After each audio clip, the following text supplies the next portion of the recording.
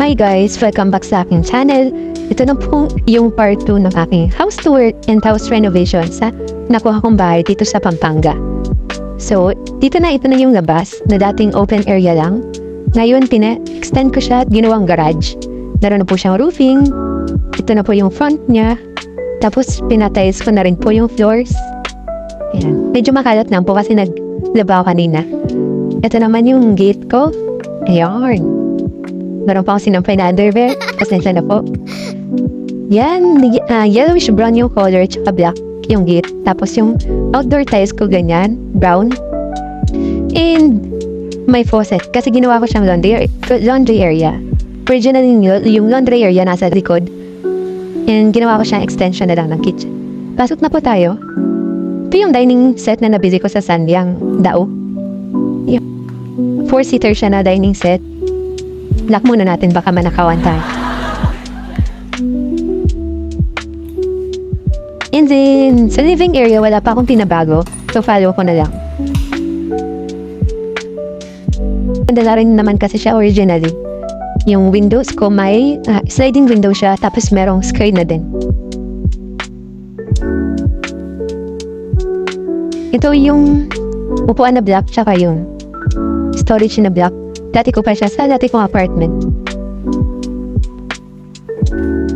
Ito naman nabili ko bago yan sa Builders Warehouse Dao. Sofa set. Maliit lang siya. And since maliit lang naman yung unit. Yan. Yung ibang upuan hindi ko pa tinatanggal yung plastic since mag-isa lang naman ako dito para hindi siya madumihan agad.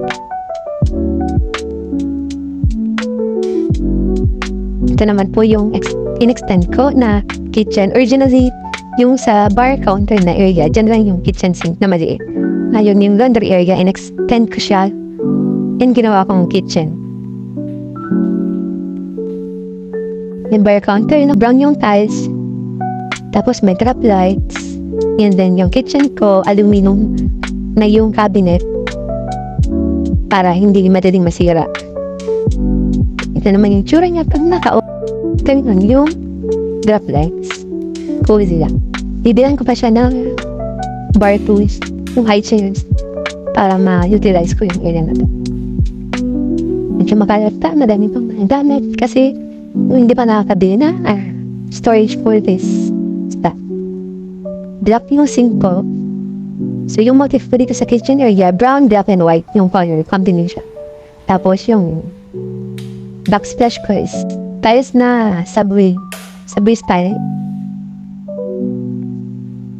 Malinis lang siyang tignan. And nagpalagay ako ng bintana instead of exhaust fan.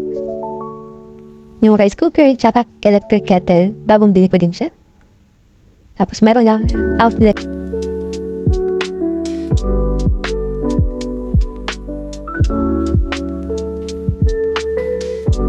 Yan. So, basically, yan lang yung siya.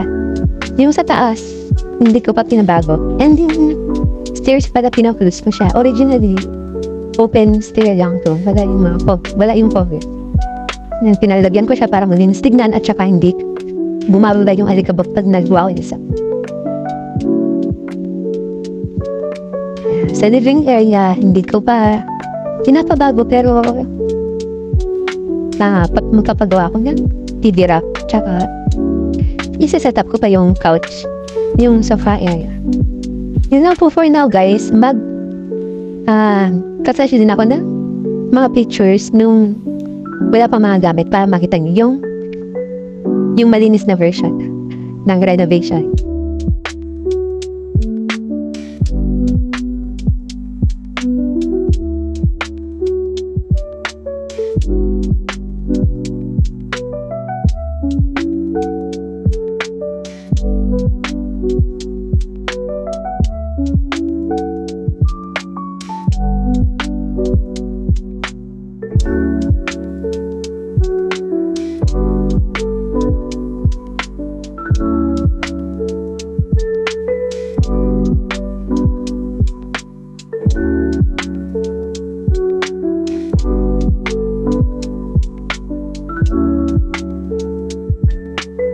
Ayun lang guys yung aking house tour and house renovation update sa nakuha kong bahay dito sa Pampanga.